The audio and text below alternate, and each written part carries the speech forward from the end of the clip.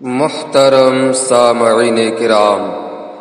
السلام علیکم ورحمۃ اللہ وبرکاتہ۔ میں ظہیر احمد حاضر ہوں آپ کی بارگاہ میں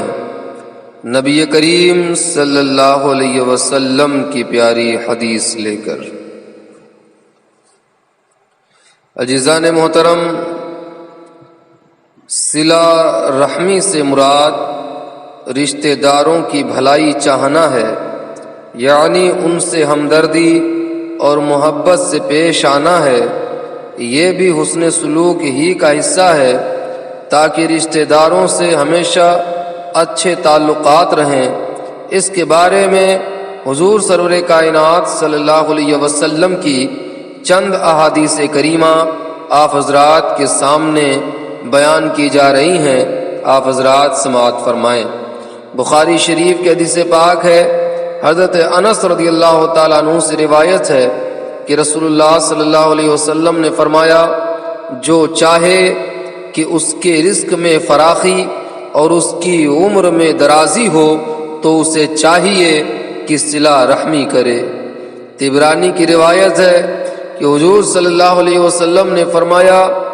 لوگوں، میں تم کو دنیا اور آخرت کی بہترین عادتیں بتلاتا ہوں۔ تم تعلقات قطع کرنے والے رشتہ داروں سے صلہ رحمی کرتے رہو، جو تم کو محروم رکھے اسے دیتے رہو، اور جو زیادتی کرے اسے معاف کرتے رہو۔ حضرت ابن عمر رضی اللہ تعالیٰ عنہما سے روایت ہے، بخاری شریف کے حدیث پاک ہے کہ رسول اللہ صلی اللہ علیہ وسلم نے فرمایا، بدلہ چکانے والا صلہ رحمی کرنے والا نہیں، صلہ رحمی کرنے والا وہ ہے کہ جب اس سے رشتہ داری توڑی جائے تب بھی وہ صلہ رحمی کرے۔ طبرانی کی روایت ہے کہ حضرت ابو ذر رضی اللہ تعالیٰ عنہ فرماتے ہیں کہ مجھے میرے رسول صلی اللہ علیہ وسلم نے چند اچھی چیزوں کی وصیت فرمائی ہے، اور وہ یہ ہے کہ میں اپنے سے اوپر والے کو نہیں بلکہ نیچے والے کو دیکھوں، میں یتیموں سے محبت رکھوں اور ان سے قریب رہوں،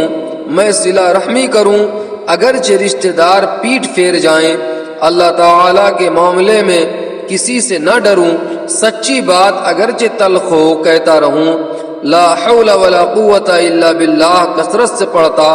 کیونکہ یہ جنت کا خزانہ ہے۔ اچھے اخلاق کا یہ تقاضا ہے کہ قطع تعلق کرنے والوں سے تعلق جوڑا جائے، اور رسول اللہ صلی اللہ علیہ وسلم نے فرمایا، میں تمہیں دونوں جہاں کے بہترین اخلاق بتاتا ہوں کہ قطع تعلق کرنے والوں سے جوڑو، نہ دینے والوں کو دو، اور ظالم کے قصور کو معاف کر دو۔ حضرت ابو ہریرہ رضی اللہ تعالیٰ عنہ کہتے ہیں کہ نبی صلی اللہ علیہ وسلم نے فرمایا، رحم رحمان سے نکلا ہے، لہذا خدا نے اس کو کہہ دیا ہے، جو تجھے جوڑے گا میں اس سے لگاؤ رکھوں گا، اور جو تجھے توڑے گا میں اسے چھوڑ دوں گا۔ طبرانی کی روایت ہے کہ جس میں یہ تین صفات پائی جائیں گی اس کا حساب انتہائی آسان ہوگا۔ صحابہ نے عرض کی کہ حضور وہ کون سی ہیں؟ فرمایا، جو تجھے محروم رکھے تو اسے دیتا رہے، جو تعلق توڑے تو اس سے تعلق جوڑتا رہے، اور جو تجھ پر ظلم کرے تو اسے معاف کرتا رہے، تیرا ٹھکانہ جنت میں ہوگا۔ حضرت ابو ہریرہ رضی اللہ تعالیٰ عنہ سے روایت ہے کہ نبی صلی اللہ علیہ وسلم نے فرمایا، تم لوگ اپنے نسبوں کو یاد رکھو، جس سے اپنے رشتہ داروں کے ساتھ اچھا سلوک کرتے رہو، کیونکہ رشتہ داروں کے ساتھ اچھا سلوک کرنا خاندان میں محبت، مال میں کثرت اور عمر میں برکت پیدا کرتا ہے۔ اس حدیث میں صلہ رحمی کا یہ اجر بتایا گیا ہے کہ صلہ رحمی سے مال و دولت میں فراخی اور عمر میں زیادتی ہوتی ہے، کیونکہ صلہ رحمی دو طرح کی ہے،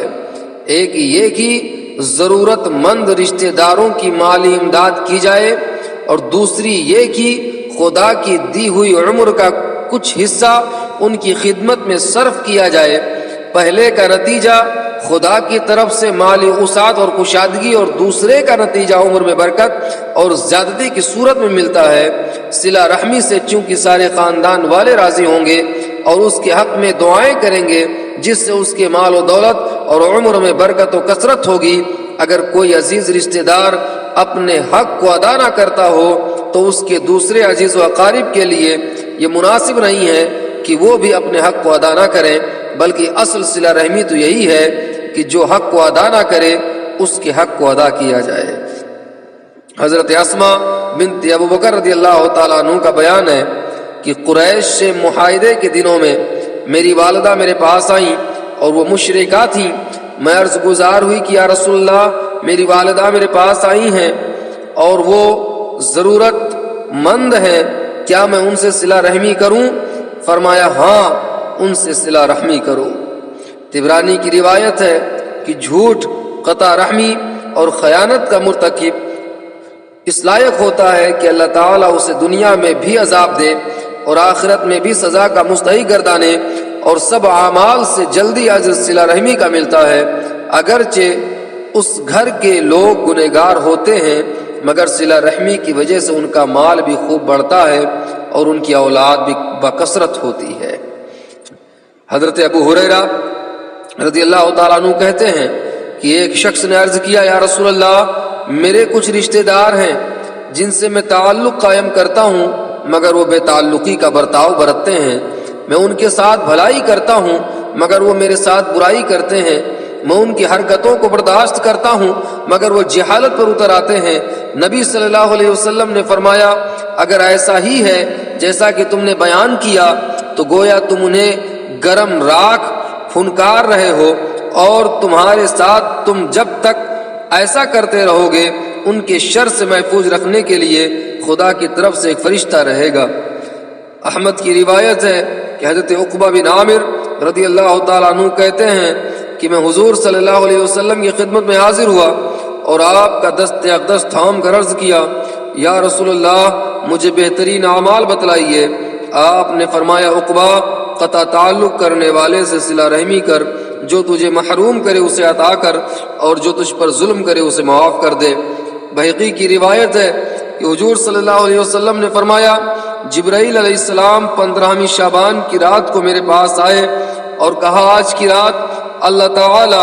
بنو کلب کی بکریوں کے بالوں کے برابر گنہگاروں کو بخش دیتا ہے، مگر مشرک، کینہ پرور، قاطع رحم، تکبر سے اپنے تہبند کو گھسیٹ کر چلنے والا، والدین کے نافرمان اور شرابی کو نہیں بخشا جاتا۔ ایک اور روایت میں ہے کہ آپ نے فرمایا قطع تعلق کرنے والوں سے صلہ رحمی کر، محروم کرنے والے کو عطا کر، اور جس نے تجھے گالیاں دیں ان سے درگزر کر۔ ترمذی کی روایت ہے کہ ان لوگوں سے